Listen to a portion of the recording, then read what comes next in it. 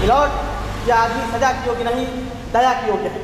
आदमी 3 प्रकार के होते हैं, शिक्षित, साक्षर और संकी। शिक्षित होते तो ईश्वर को यूनिवर्सिटी समझते, साक्षर होते तो ईश्वर को मंदिर समझते, लेकिन तुम तो संकी हो, तो ईश्वर को अपराधी कह रहे हो और स्वयं को न्यायपालिका। वकील साहब, आप जो कहना चाह रहे हैं वह अदालत को स्पष्ट नहीं हो रहा है। आप अब सरल शब्दों में, सरल लहजे में अपनी बात को कहें। मिलॉर्ड, यह जिस ईश्वर की बात कर रहा है वह महर्षि व्यास के कृष्ण नहीं और महर्षि वाल्मीकि के श्री राम नहीं है। तो क्या ईश्वर की हत्या का मामला नहीं है? जनाब, ये ईश्वर की हत्या का ही मामला है। ये हुई ना बात। अब आए उन पहाड़ के नीचे। रुकिए आप। यही बात तो मैं कह रहा था मिलॉर्ड कि मैंने ईश्वर की हत्या की है। आप रुकिए, आपके जीते नहीं हैं। हाँ, मकसद जरूर जीते हैं आप। मतलब? मिलॉर्ड, मैं ये मानता हूँ हत्या हुई है, ये भी मानता हूँ कि ईश्वर की हत्या हुई है, ये भी मानता हूँ कि हत्या इसी ने की है, लेकिन फिर भी ये निर्दोष है मिलॉर्ड। अरे भाई वकील साहब, माना यह केस पेचीदा है, लेकिन इसका न्याय तो संविधान के अनुसार ही होगा। अब ये थोड़ी होगा कि सब गुनाह करें अपराधी ए और सजा मिले ब को। मिलॉर्ड, हालात अब इस मकाम पर आ गए हैं कि अब पूरे मामलों की फिर से विवेचना करनी होगी। समाज हित में यह विवेचना निहायत ही जरूरी है। इसकी मुझे इजाज़त चाहिए। इजाज़त है। Thank you milord. अच्छा तो मिस्टर कातिल, सबसे पहले आप ये बताइए कि आपने अगर ईश्वर की हत्या की है तो वो हथियार कहाँ है? कैसा हथियार? कौन सा हथियार? लगता है आपको याद नहीं है। चलिए छोड़िए और ये बताइए, जिस समय आपने ईश्वर की हत्या की उस समय ईश्वर ने कपड़े कैसे पहने हुए थे? कुर्ता या पैजामा या धोती कुर्ता, सिर पर टोपी थी या पगड़ी थी, गमछा हरा था या भगवा था?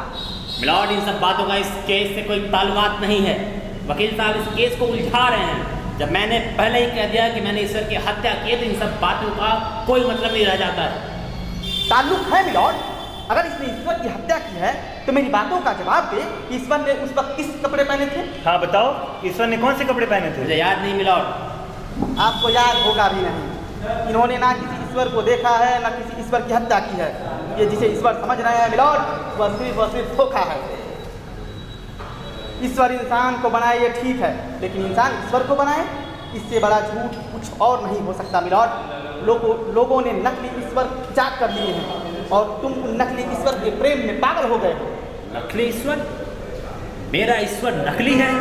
हाँ, तुम्हारा ईश्वर नकली है, लेकिन तुम्हारी भक्ति और उपासना असली है। तुम चले ठीक, लेकिन तुम्हें रास्ता गलत बता दिया गया था। किसने मुझे गलत रास्ता दिखा दिया मिलॉर्ड?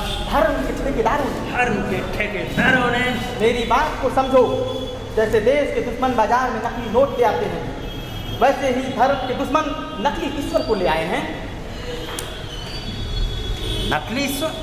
हाँ, नकली ईश्वर। तुमने जिसे मारा वह भ्रम का नकली ईश्वर था। ऐसे नकली ईश्वर को मार देना उचित है मिलॉर्ड। मैंने अपने भ्रम के नकली ईश्वर को मारा है? नहीं, तुमने अपने भ्रम को मारा। अभी ऐसे और हजारों ईश्वर लोगों के भ्रम में जीवित हैं जिन्हें मारा जाना बाकी है। इन नकली ईश्वर और नकली धर्म से पृथ्वी को मुक्ति चाहिए मिलॉर्ड। तो क्या अब इस पृथ्वी पर ईश्वर और धर्म की कोई जरूरत नहीं है मिलॉर्ड? है, बिल्कुल है। धर्म और ईश्वर की जरूरत है। बिना ईश्वर की ये दुनिया क्षण भर भी नहीं चल सकता। धर्म ना हो तो हम सब राक्षस बन जाएंगे। यही धर्म है जिसने हमें बचा कर रखा है, लेकिन हमें नकली धर्म से असली धर्म को बचा कर रखना होगा। कुछ अधार्मिक लोगों ने अपने धंधे का नाम धर्म रख दिया है। लोगों को बेवकूफ़ बनाते हैं। हमें समझना होगा और नकली भ्रम के ईश्वर को मार कर असली ईश्वर की आराधना करनी होगी, तभी हमारा उद्धार होगा मिलॉर्ड, तभी हमारा उद्धार होगा। समझ गया, मैं समझ गया। यदा यदा धर्मस्य ग्लानिर्भवति भारत अभ्युत्थानो धर्मस्य तदात्मानं सृजामि। हमें धर्म को आत्मसात करना होगा।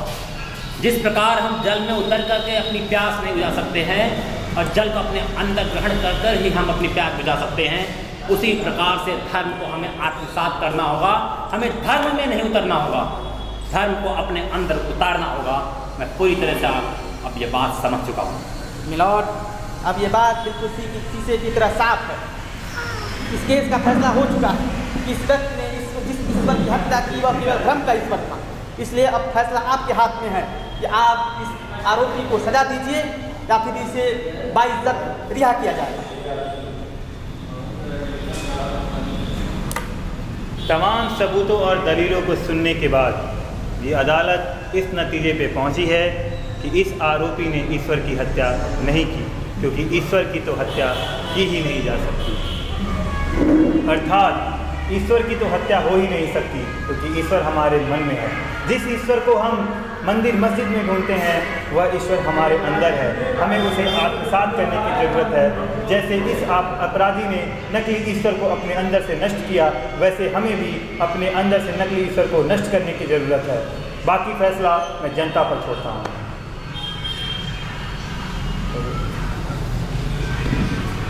पूरा हो गया है,